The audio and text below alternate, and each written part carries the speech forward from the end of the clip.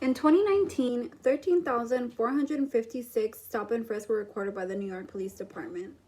66% of those people stopped were innocent. 59% of those people were black, 29% were Latino, 9% white. America is a melting pot filled with people of all different cultures, skin colors, walks of life, etc. This does not make any one person better than the other. Since our society is so diverse, we deserve a police force that is going to serve and protect all of its people equally and fairly. Since our current policing system has proven time and time again it is not capable of doing so, we as people should abolish our current policing system and replace it with a policing system that will serve all of its people equally and fairly. I'm credible to talk about this because I have witnessed firsthand how an unjust police system affects people of color, myself and my family included. Besides witnessing and experiencing our current unjust police system firsthand, I have also done research to back my experiences with statistics. While many people believe that our current policing system is adequate, I am going to provide ample information to prove that it is systemically built to serve whites only and must be abolished to serve everybody equally and fairly. First, I will talk about the history of our police. Second, I will discuss how the police treat minorities compared to whites. Lastly, I will discuss a solution on our current policing system. Did you know that the first form of policing was created to catch runaway slaves? In the form of policing, what were called watchmen, their main duty was to catch runaway slaves, release terror on slave communities, and keep plantation owners in check. These watchmen were armed with guns, whips, and ropes. History of police to today, from their origins in slave patrols to their active enforcement in Jim Crow to their role in the rise of mass incarceration, the police have served white interests and perpetuated anti-blackness. Now that I have spoken on the history of the policing system, I will talk about how the police treat black people and people of color today. The police disproportionately harass and brutalize people of color compared to whites throughout history, and sadly, after hundreds of years, is the changing same. 1 million people 16 or older received threat or use of excessive force used on them in 2016. Black neighborhoods are simultaneously overpoliced when it comes to social control and surveillance, and underpoliced when it comes to emergency services. According to a study done by the New York Times, the police are 3 times more likely to use force on blacks versus whites. Over-policing and under-policing reinforce 2 assumptions that have always impacted communities of color. First, brutalizing tactics like stop and frisk reinforce the stereotypes of people of color and criminality. Second, telling officers to stop people that look suspicious relies solely on racial profiling. According to an analysis done by the New York Civil Liberties Union, New York Police Department's annual reports of 100 million traffic stops showed that black drivers are 20% more likely to be pulled over than white drivers. Many black and brown Americans are often terrorized at the hands of police across the country.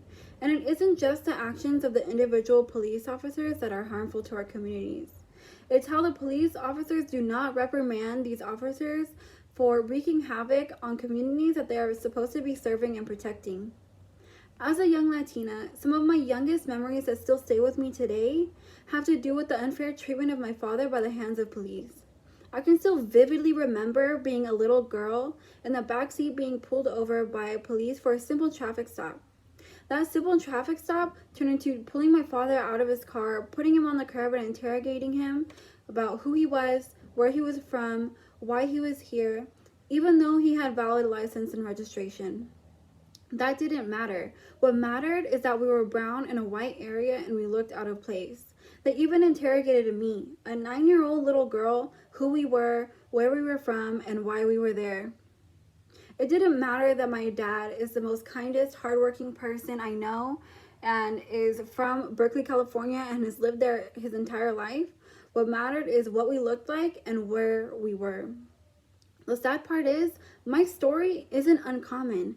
I guarantee if you talk to any person of color and how they feel about police and how they have been treated by them, they will say something along the lines of they were unfairly targeted, they were harassed, they were told that did something that they didn't even do. and that is just uncalled for. We deserve to be protected and served by police equally, no matter how we look and who we are. I talked about how our current policing system affects communities of color. Now I'll discuss how that should change. I'm going to talk about community policing. What police do in a neighborhood should be determined in collaboration with residents of that neighborhood. This also encourages creative solutions to problems, connections to other services, and crime prevention efforts, versus relying on arrests and criminal prosecution, which usually result in excessive force. Police should go through extensive background checks, including their social media and their family history, to discover whether they have ulterior motives or extreme beliefs that could impact our communities in a negative way, as well as have to go through extensive training in high-pressure situations with people of color, taught by people of color in that neighborhood. All officers must wear body cameras at all times and answer to anything questionable that is caught on that body camera. If a training or police officer should ever commit a crime on their residents for no just reason, they will be immediately fired, detained, put on trial, and prosecuted at the highest extent of the law, just as all people of color are treated when entering the criminal justice system. The days of police officers getting away with murder must end today, and it is up to us to demand change.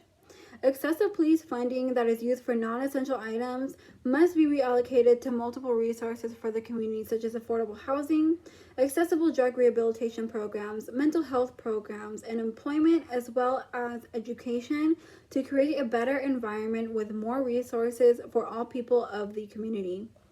When there are more resources to create a better quality of life for all underprivileged people, there will be no need for violent policing to control Black and brown neighborhoods, and crime rates will go down automatically due to stopping the issues at the source, and there will be proper resources for disadvantaged people. First, I talked about the history of our current police system. Second, I talked about how the police system treats people of color versus whites. Lastly, I discussed a solution on our current policing system. All people deserve to be treated equally by the hands of police, regardless of their skin color, gender, socioeconomic status, orientation, etc. America is a melting pot full of people of all different walks of life. This does not make any one person better than the other. Therefore, all people deserve to be served and protected equally. Thank you.